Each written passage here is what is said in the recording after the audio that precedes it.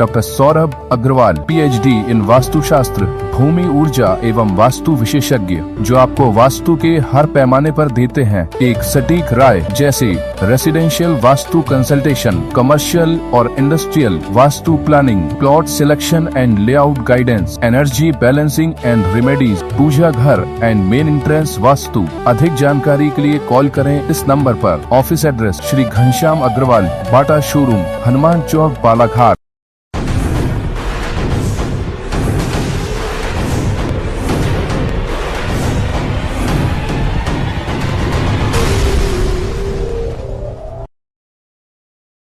जिले के आदिवासी अंचलों को शहरों से जोड़ने के लिए भले ही विभिन्न योजनाओं के तहत सरकार और जिला प्रशासन ने चमचमाती सड़कें बना दी हो, लेकिन इन सड़कों के माध्यम से प्रशासनिक जिम्मेदार उन स्थानों में अब तक नहीं पहुंच सके हैं जहां उनकी अत्यंत आवश्यकता है।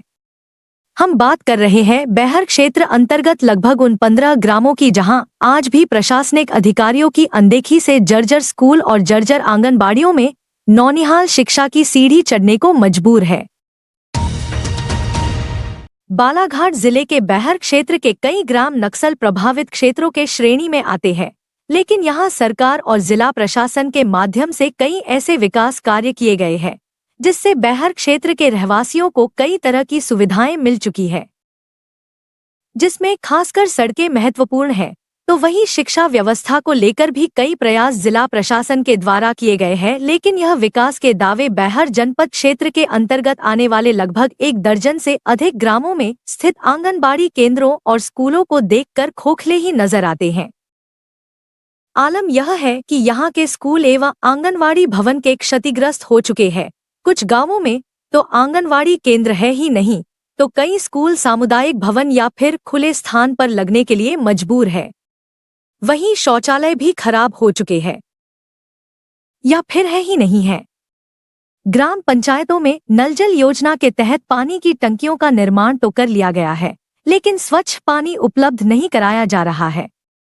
ऐसे में विकास के नाम पर अपनी पीठ थपथपाने वाले प्रशासनिक अधिकारियों की कार्यशैली में सवालिया निशान खड़े होते हैं।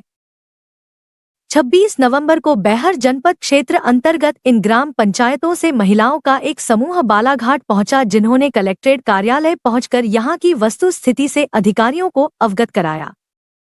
जिला मुख्यालय पहुंची सरपंच भगवंती उइके, सरस्वती मरकाम सहित अन्य ने बताया कि कई विद्यालय एवं आंगनवाड़ी भवन अत्यंत जर्जर अवस्था में हैं, जिससे बच्चों की सुरक्षा को गंभीर खतरा बना हुआ है।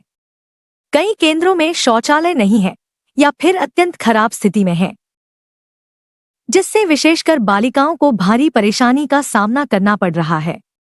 इसके साथ ही पेयजल की समुचित व्यवस्था के अभाव में बच्चों के स्वास्थ्य पर भी प्रतिकूल प्रभाव पड़ रहा है, जिसके चलते उन्होंने तत्काल ही क्षतिग्रस्त भवनों के लिए शीघ्र नवीन भवन निर्माण की स्वीकृति देने, सभी स्कूलों एवं आंगनवाड़ी केंद्रों में शौचालय की व्यवस्था सुनिश्चित करने, शुद्ध पेयजल व पानी की स्थायी व्यवस्था करने व लंबित निर्माण एवं मरम्मत कार्यों को प्राथमिकता के आधार पर पूरा किए जाने की मांग की है। सरपंचों ने कहा कि यदि शीघ्र कार्यवाही नहीं होती है तो वे पुनः सामूहिक रूप से इस विषय को जिला स्तर पर मजबूती से उठाएंगे, क्योंकि यह विषय नौनिहाल बच्चों के भविष्य और सुरक्षा से जुड़ा हुआ है।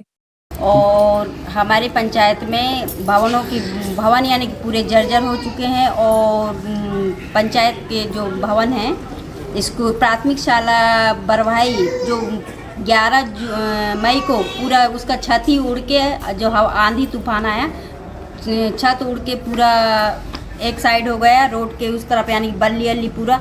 उसकी स्थिति इतनी दैनिक है कि वहाँ पर ना ही तो बच्चे पढ़ पाए, ना अब तो पूरी तरह से वो ध्वस्त किया गया है। और बच्चों को सब सामुदायिक भवन है तो वहाँ पर भी यानी कि बच्चों को दिक्कत आती है, जो उनको प्राथमिक शाला में जो उनको शिक्षा मिलेगी, पर वहाँ पर वो शिक्षा का कोई वो नहीं, व्यवस्था नहीं है ढंग से। बच्चे भी इधर उधर से यानी कि बहुत दिक्कत उनको होती है, तो इसलिए भवनों की। और यहाँ पर भी हम लोगों ने कलेक्टर में भी आकर उसकी जन सुनवाई में भी आवेदन किए, पर आज तक हमारे स्कूल में पंचायत में यानी कि स्वीकृत राशि नहीं हुई उसकी, और बच्चों को बहुत, और आंगनवाड़ी की भवन भी वैसी जर्जर हैं। अच्छा, ये प्राइमरी स्कूल जो है इसमें कितने बच्चे पढ़ते हैं? प्राइमरी स्कूल में वहाँ पर 32 बच्चे हैं और ग्राम पंचायत करवाही के पास जो प्राथमिक शाला है वहाँ पर 40 बच्चे हैं, 40-42 तो अभी बच्चे ये कहाँ पे पढ़ाई कर रहे हैं?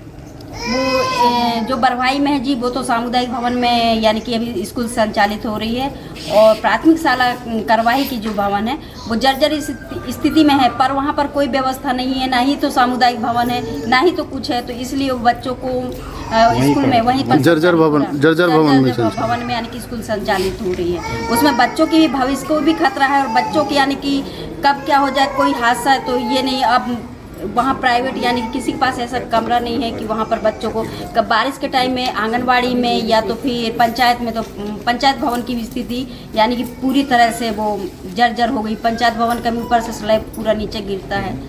अच्छा, आप एक जिम्मेदार जनप्रतिनिधि हैं जी, है ना, क्या लगता है क्यों आप लोग जो है राशि स्वीकृत नहीं करा पा रहे हैं, काम क्यों नहीं करा पा रहे हैं? सर राशि के विषय में हम लोग यहाँ पर भी जनपद में भी पूछे कि तो राशि अभी तक यानी कि आवंटन हुआ आए ही नहीं है, यही सब जानकारी हो रहा जी। और हम लोग यहाँ कलेक्ट्रेट भी आकर पूछे तो पर यहाँ पर भी अभी स्कूल स्वीकृत होगा बोलते हैं, पर अभी तक हमारी जानकारी में अभी तक कुछ भी नहीं हुआ।